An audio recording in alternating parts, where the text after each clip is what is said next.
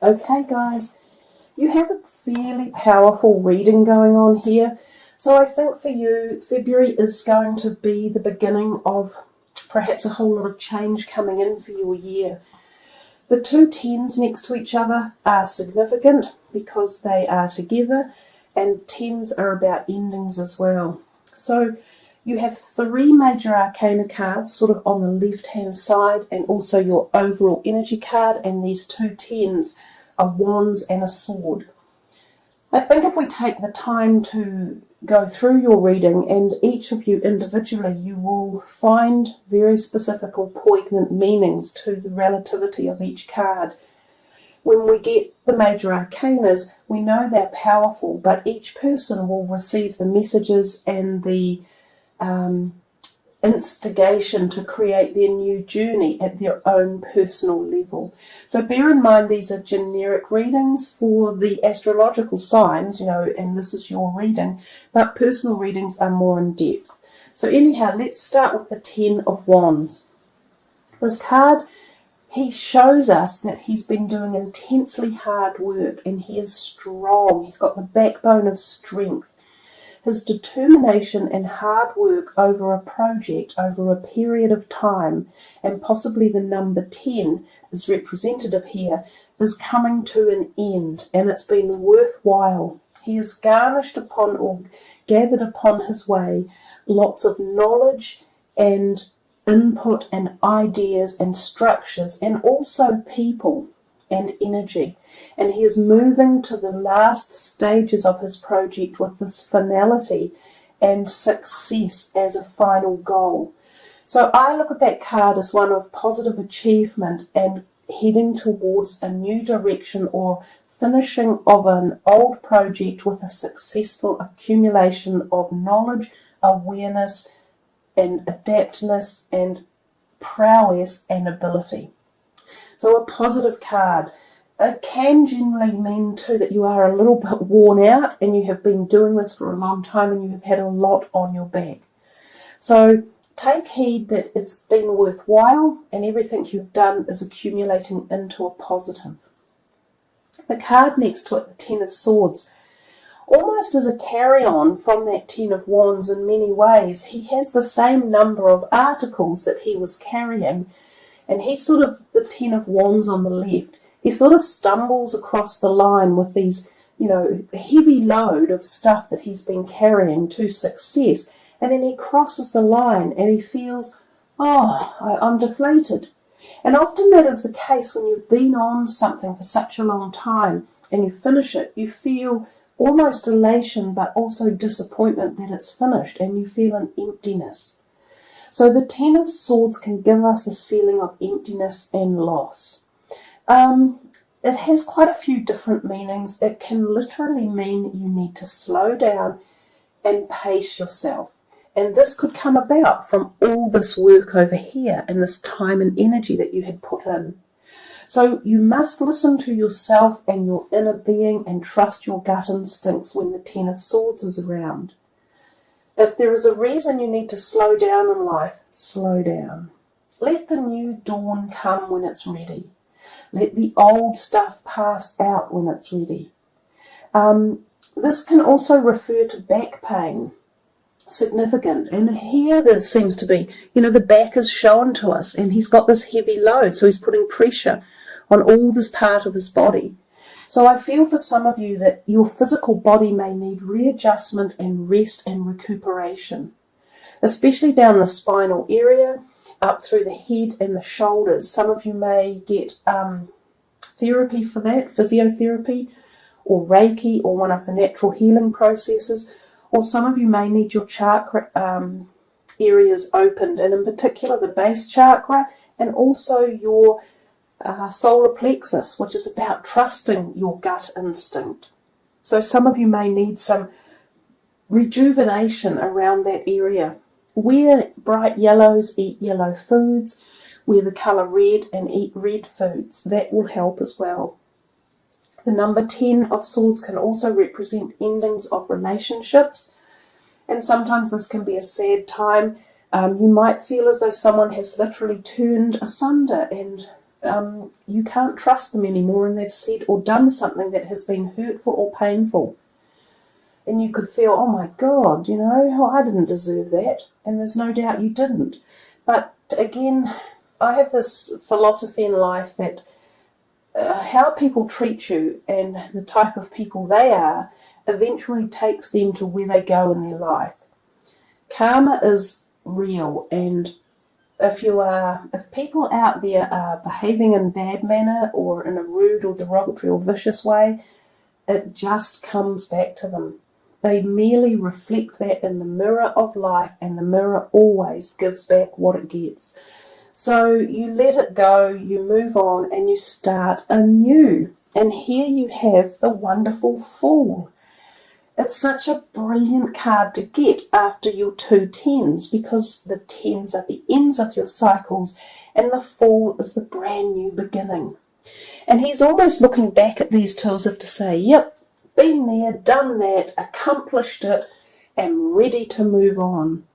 Now, the Fool is without doubt about yourself, and it's about understanding that you are at the crux of a turning point in your life, and you say, this is for me. I'm doing this for me more than anyone else. And this can be very much at the metaphysical, at the spiritual, also the physical, because there could be physical changes that needed to be made, dietary or bodily changes one way or another. But the Fool is the very epitome of a brand new journey of buoyancy, of determination, of success, and of reaching the epoch of your desires and goals. It's exactly what Vesta says. She says you regenerate yourself and dedicate yourself to your aspirations, plans, and goals. And this is really quite poignant. In fact, we can analyze anything that we see and pull in meanings into them. And if we look at this card, we see the sun in the sky up here, beaming down, which could be tied into the eclipses for the month, but at the same time we see this little 0 up here in the sky not far from the sun, which could literally be the asteroid Vesta. And so this could be Vesta's energies fueling you guys, giving you this new release. We come here to the next card, which is the High Priestess.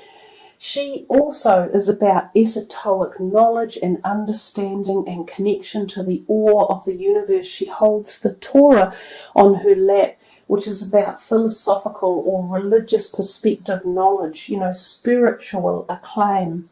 She is about black and white, yin and yang, male and female. She understands it. She's grasping the deepness of life's lessons and why we're here and who we are and how divine our life is and how enriched it can be. She is full of wisdom and nurturing, and again we have this wonderful ecliptical moon down here telling us that these energies are profoundly being activated around this time of the eclipse and the asteroid. So you are being awakened, you are being prepared for something divinely orchestrated for you, about you, which is why we're here in the first place.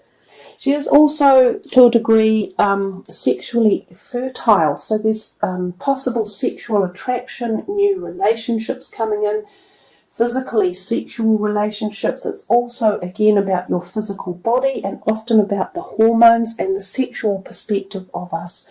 So for some of you, there could be a tie-in somewhere here about maybe past issues you have had around your sexuality or relationships that deal with that, and maybe these are being reawakened or readjusted, or you are learning to have more faith in yourself and be true and honest to yourself.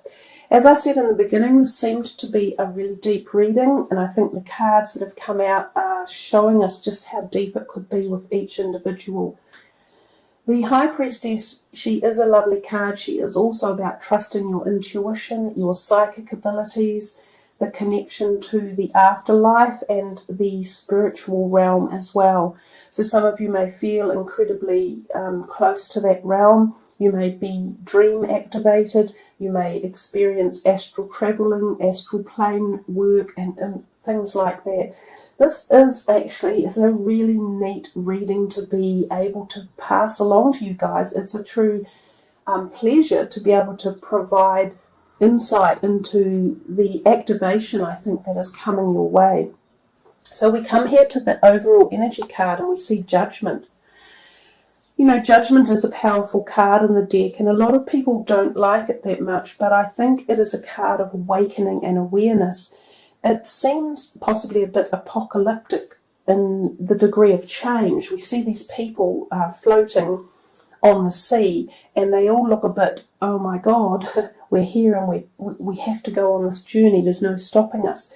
But they've been awakened to it by the heralding of this trumpet from one of the archangels. So the message comes to them from such unbelievable high levels, and it helps them to see the direction that they should be going in. And it's all about change and awareness and hearing and listening and learning and connection. So it's a profound card that teaches us to be open for the doors when they come, because I can tell you guys, your doors are opening.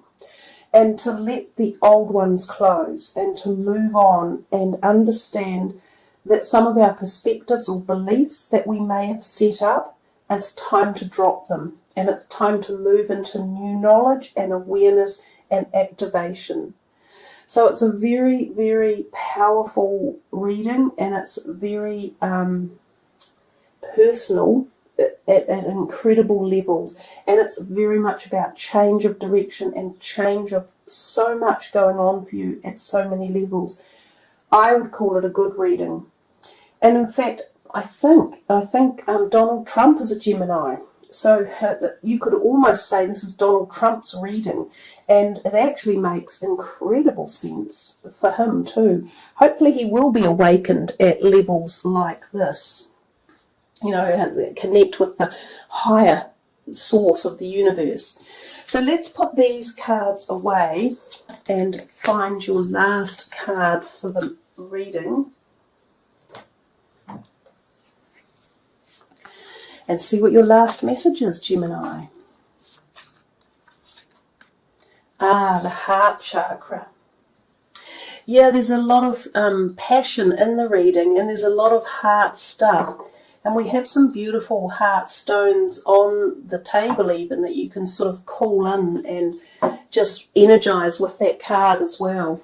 So I really like this card, and I have found it to be quite indicative of two different perspectives of life. That of the physical, well, three actually, the physical, emotional and spiritual. So I'll work through all of those with you. It says here, love is the heart of the matter. Your heart is the center within your physical being, attuned most to love. It's safe for you to love and be loved with an open heart as we stand by with perfect protection and guidance. So some of you are looking for love, or you're looking to re-establish love within relationships that might feel as though they have gone or been lost. Or you're wanting to heal heart pain. Some of you may have felt pain or loss around your relationships and you're wanting the healing. So this can be done internally at the emotional level, and you can ask for the heart to be healed emotionally or on the metaphysical plane. The more we bring love into our lives, the more healing naturally occurs. So without focusing on the negatives of any pain or loss, you just ask for the heart to be healed and for new love to be representatively brought into your life at all levels. So not just in one area such as relationships, it can be love for life, love for living, for the planet, for other people, for healing and helping and support.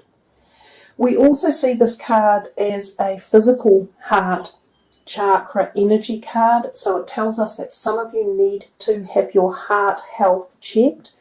You should make sure your cholesterol levels are good, that your blood pressure is good, and that your heart is in good physical health. So if some of you need to go on a dietary change or lower your blood pressure. There are so many natural ways that you can do this in today's society. For instance, massage is a wonderful way of reducing blood pressure. Walking and exercising and reducing fat and alcohol intake also help reduce blood pressure. To lower cholesterol, you can take a lot of the flaxseed and fish oils, vitamin E, and also lecithin. Very, very good for heart health and reducing cholesterol. Now, the third message of this heart chakra card, also your heart chakra may need opening. So that's eating green foods and wearing the colour green as well. The third message for the heart chakra is that this can be a message from deceased loved ones. So anyone who has passed over from heart issues or heart and chest issues. This can also be lung related or breast related issues.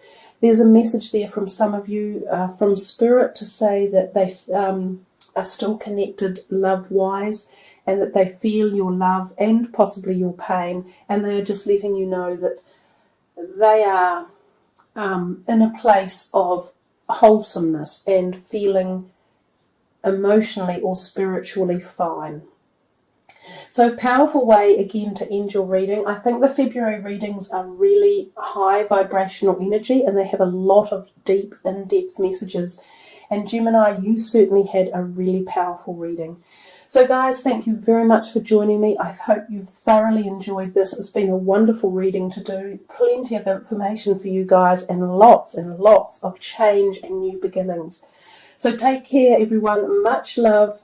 Namaste.